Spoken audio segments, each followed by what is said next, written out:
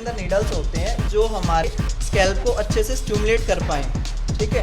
और उसके बाद जैसे एक एरिया से दूसरा एरिया कंप्लीट हो जाने के बाद पेशेंट को ट्रांसवर्स डायरेक्शन में डर्मा रोलर को फेरना चाहिए ताकि स्कैल्प को और अच्छे से स्टिमुलेट किया जा सके और अपने बालों की ग्रोथ मेंटेन की जा सके। और जिन भी पेशेंट को हेयर लॉस की दिक्कत रहती है उन पेशेंट को ये वीक में 1 टाइम या 2 टाइम्स फेरना चाहिए, जिनसे बालों की ग्रोथ हो पाए और ब्लड सर्कुलेशन स्कैल्प का इम्प्रूव हो पाए। नमस्कार, एक पथ पोस्ट में आपका स्वागत है। मैं हूं सर्वेश कुकरा। मैं हिसार के मदर हॉस्पिटल में हूं। नगोरी गेट के अंदर गीता पनवाड़ी के ठीक सामने हॉस्पिटल है और आज हमारे साथ डॉक्टर एस फोगाट हैं।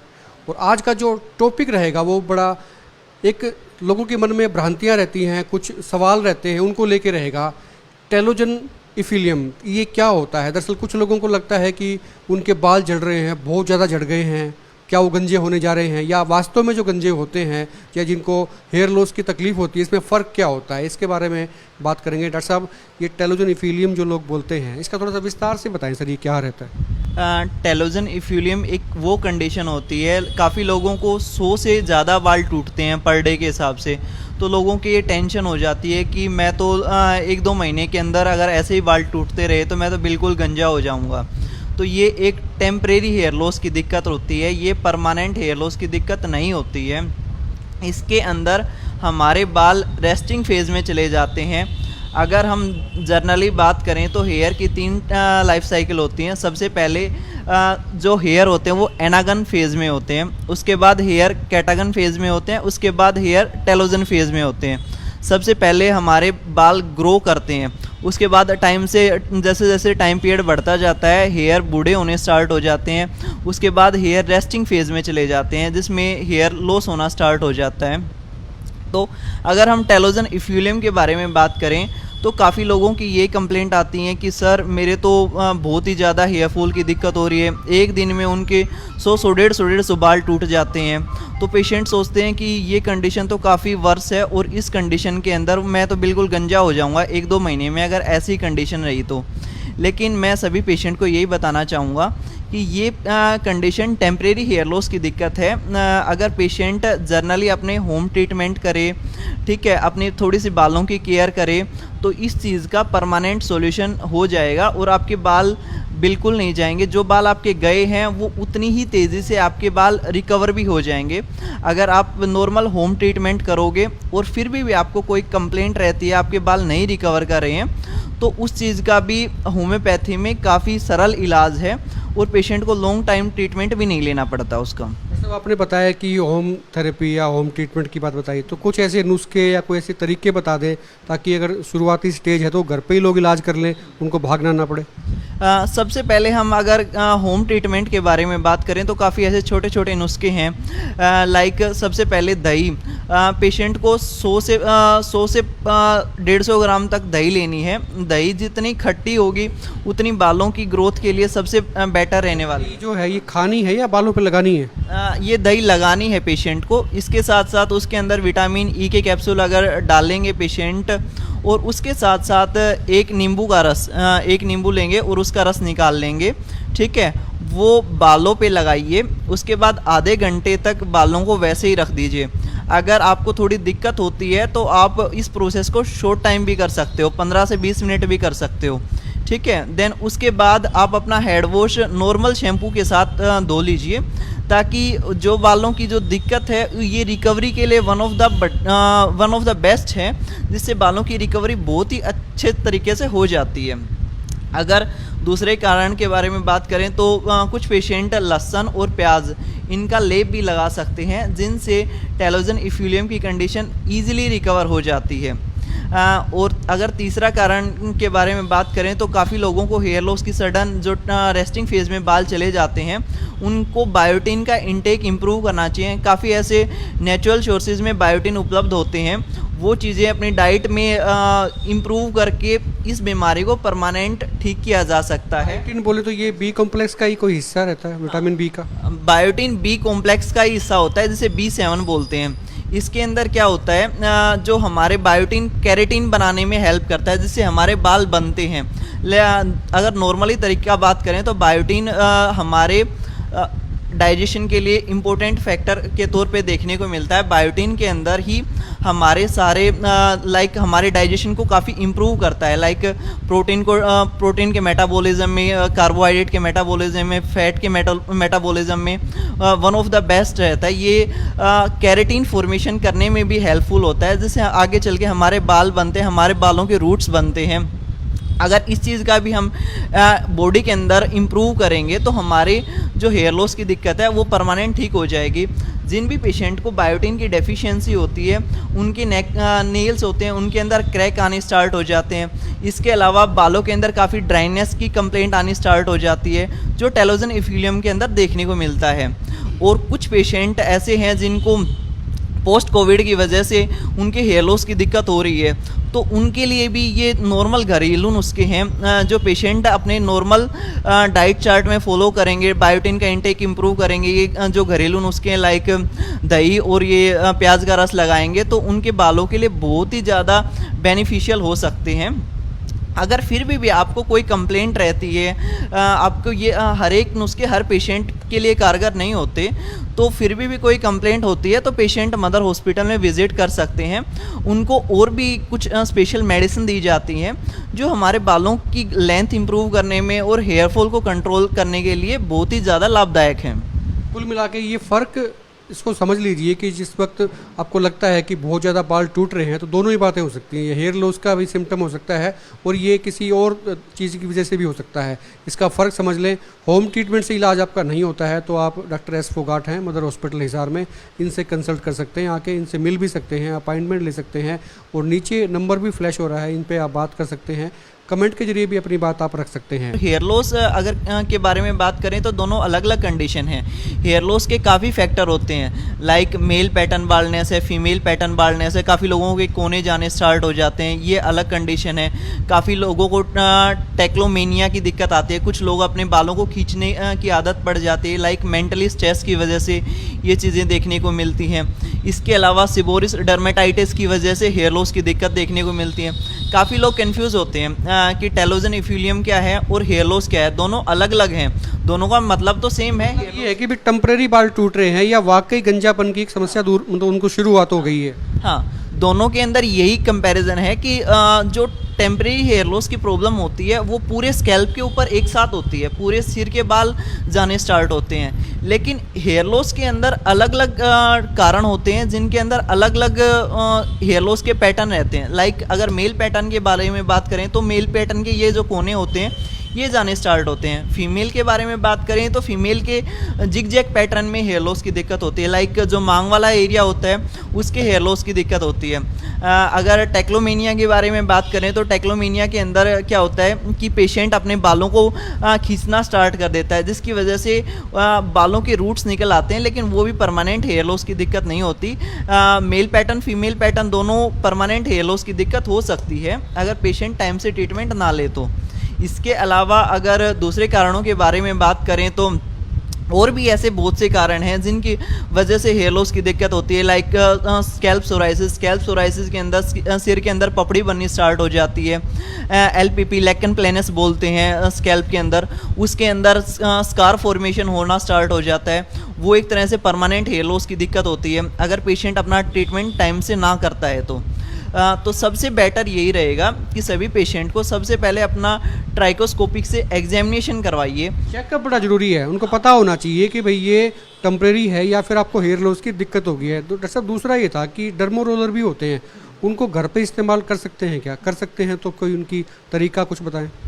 सबसे पहले अगर डर्मा रोलर के बारे में बात करें तो डर्मा रोलर 0.3 से स्टार्ट हो जाते हैं और ये 4 mm तक डर्मा रोलर के जाते हैं। हर एक डर्मा रोलर के साइज़ हर पेशेंट के लिए अलग अलग रहता है। अगर पेशेंट हम डर्मा रोलर का यूज़ करें तो नॉर्मली 1 mm से लेकर और 2 mm तक मैक्सिमम डर्मा रोलर का यूज़ करते हैं स्कैल्प के अंदर।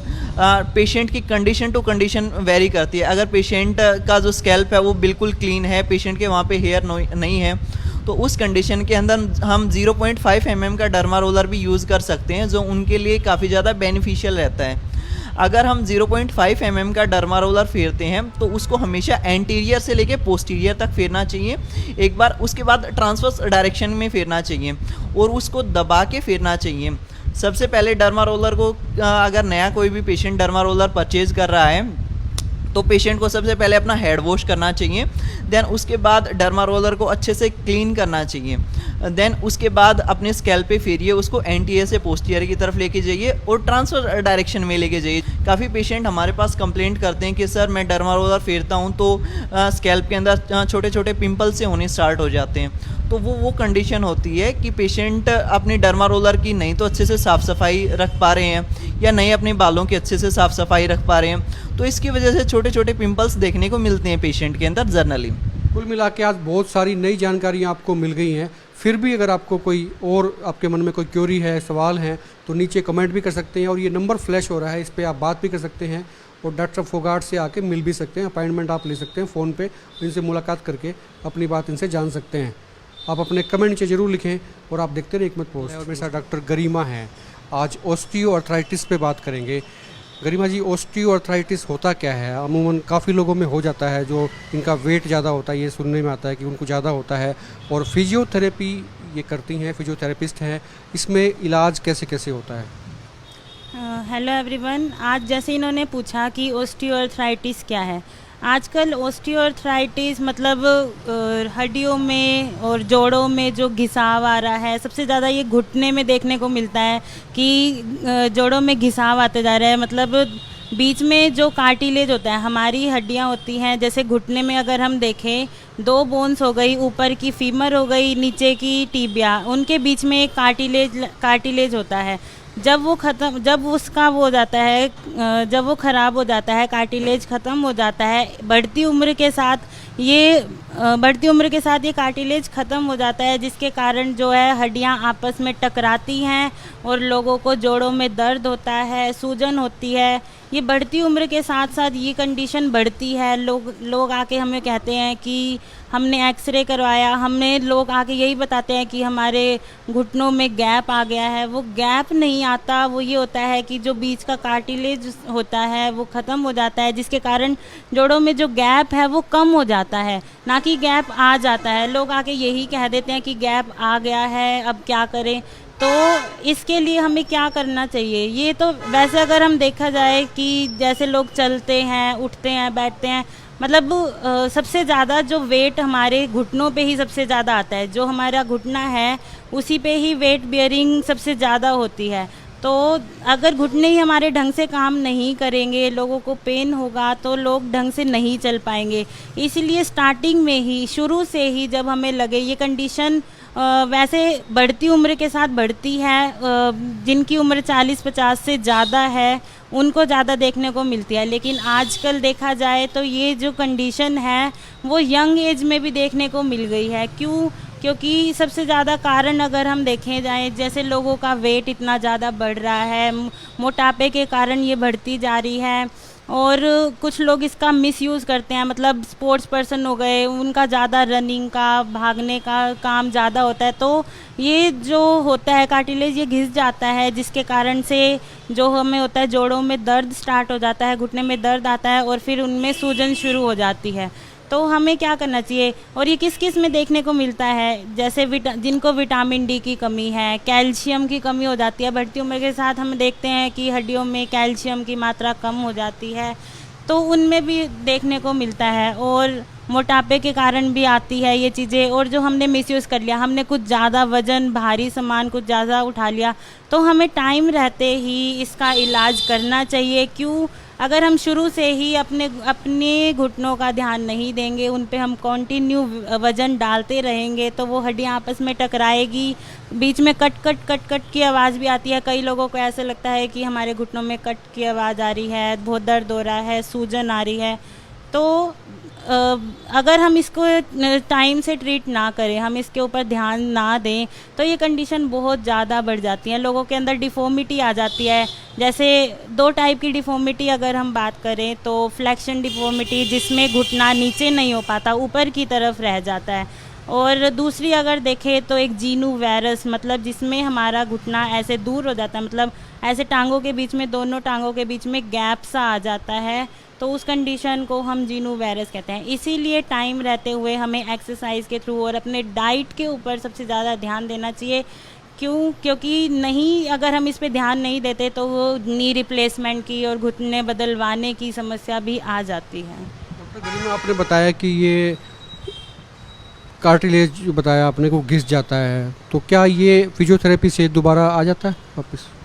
फिजियोथेरेपी से वापस नहीं आता, इसीलिए हम स्टार्टिंग में ही कहते हैं कि जब बंदों को लगे कि मतलब उनको चलते फिरते टाइम, भागते टाइम उनको दर्द हो रहा है, शुरू से ही हमें इस ऑस्टियोआर्थराइटिस की कंडीशन पर ध्यान देना चाहिए। क्योंकि अगर हम शुरू से ही फिज़िकल एक्टिविटी करेंगे, फिज़िकल एक्सरसाइजेज करेंगे, फिजियोथेरेपिस्ट की हेल्प से हम उनसे सलाह लेके उनसे पूछेंगे कि क्या क्या एक्सरसाइज इस कंडीशन के लिए नेसेसरी है और क्या क्या मोडालिटीज़ यूज़ करके हम इस कंडीशन से मतलब आगे, ताकि और ज़्यादा डिफॉर्मिटी ना बढ़े, हमें घुटने बदलवाने ना पड़े, तो इसके लिए हमें शुरू से ही फिजियोथेरेपी लेनी चाहिए। मतलब फिजियोथेरेपी से इसका उपचार हो सकता है बगैर मेडिसिन के? हाँ जी, इसका फिजियोथेरेपी से उपचार हो सकता है। इसके लिए मैं आज आपको कुछ एक्सरसाइज। ये उपचार जो है ये क्या पेनफुल रहता है या दर्द नहीं होता है इसमें?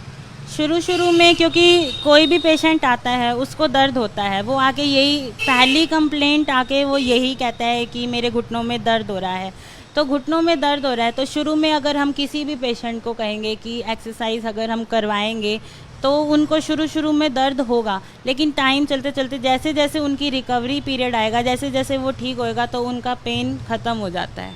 कुल मिला के जो ऑस्टियोआर्थराइटिस है इसका फिजियोथेरेपी में बेहतर इलाज हो सकता है, बगैर दवाई के हो सकता है। और ये आपको कोई क्योरी है इस मामले में तो नीचे नंबर 1 चल रहा है, इस पर आप बात कर सकते हैं, अपने कमेंट भी लिख सकते हैं। और जानकारी और ज़्यादा चाहिए तो मदर हॉस्पिटल में आ सकते हैं, नगोरी गेट हिसार के अंदर ये हॉस्पिटल है। कोई भी जानकारी आप इस नंबर पे ले सकते हैं। मतलब जिन एक्सरसाइजेस को आप घर पे भी कर सकते हो, और अगर आपको कुछ ज़्यादा ही मतलब दिक्कत आ रही है उनके बारे में नॉलेज के लिए आप मेरे से भी कंसर्न कर सकते हो। पहली एक्सरसाइज हम स्टार्ट करेंगे, किसी को भी घुटने में दर्द है, तो हम क्या करेंगे, उनके घुटने के नीचे ऐसे एक पिलो टाइप या कुछ हार्ड सा, कोई भी पिलो टाइप या हार्ड सा सब्सटेंस लेके उनके घुटने के नीचे लगाएंगे और हम इनको कहेंगे कि घुटना नीचे प्रेस करें। वो जैसे ही घुटना दबाएंगे, घुटने को नीचे दबाना है, जिसके बाद 10 सेकंड होल्ड करना है। ये काउंट करेंगे, मतलब 1 to 10 काउंट करेंगे, आफ्टर दैट रिलीज़, फिर उसको रोकेंगे, फिर दोबारा से करेंगे सेम ऐसे ही, फिर 10 तक होल्ड करेंगे और फिर रोकेंगे। ऐसे ही दूसरे घुटने के साथ होगा यही। इसमें भी हम क्या करेंगे, 10 सेकंड होल्ड करेंगे, 10 सेकंड दबाएंगे। वो हमें जो प्रेशर लगाना है, हमें जो जोर लगाना है वो घुटने से लगाना है, ताकि जो ऊपर की मांसपेशियां हैं और नीचे की मांसपेशियां हैं उनमें खिंचाव आए, वो ढंग से उसमें स्ट्रेचिंग आएगी। तो ये दबाएंगे घुटने से और फिर 10 सेकंड होल्ड करेंगे, फिर रिलैक्स रहेंगे। ऐसे ही हम दूसरी एक्सरसाइज अगर हम देखेंगे तो एड़ी के नीचे रखना है, घुटना सीधा रखना है, टांगों को सीधा रखना है। जब एड़ी से जोर लगाएंगे तो पंजे को अपनी तरफ रखेंगे, फिर 10 तक वही 10 सेकंड होल्ड करना है, काउंट मतलब 10 तक करेंगे, उसके बाद फिर रिलैक्स कर देंगे। ऐसे ही दूसरे पैर के साथ वही पहले ही रखेंगे, एड़ी से दबाएंगे और पंजे को अपनी तरफ करेंगे, फिर 10 सेकंड होल्ड करेंगे, फिर रिपीट। मतलब हर एक एक्सरसाइज 10-10 बार करनी है, मतलब एक लेग से 10 टाइम्स, फिर दूसरी से 10 टाइम्स। फिर हम बात करेंगे थर्ड एक्सरसाइज की, तो थर्ड एक्सरसाइज में लेग को स्ट्रेट उठाना है, पंजे को अपनी तरफ करना है और होल्ड करके रखना है इसी पोजीशन में, फिर 10 सेकंड होल्ड करना है, फिर रिलैक्स करना है। ऐसे ही दूसरी लेग के साथ हम उठाएंगे, पंजे को अपनी तरफ करेंगे और 10 सेकंड होल्ड करेंगे और रिलैक्स करेंगे। एक फोर्थ एक्सरसाइज की अगर हम बात करें तो घुटने को अपनी तरफ मोड़ेंगे। जिनको घुटने में ज़्यादा दिक्कत है वो यहाँ से जोर नहीं लगाएंगे, यहाँ से जोर नहीं लगा सकेंगे क्योंकि उनको घुटने में ज़्यादा दिक्कत है। उनको हम थाइस से पकड़ने को कहेंगे और इसको अपने कंधे की तरफ खिंचाव करेंगे, फिर 10 सेकंड होल्ड करके फिर रिलैक्स करेंगे।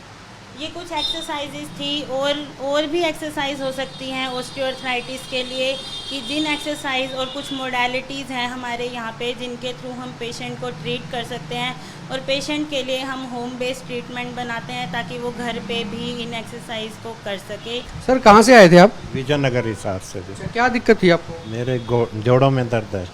कितने टाइम से ये ले रहे हो थेरेपी? ये 4 दिन हो गए सर। 4 दिन हुए हैं। दर्द कितने दिन से था?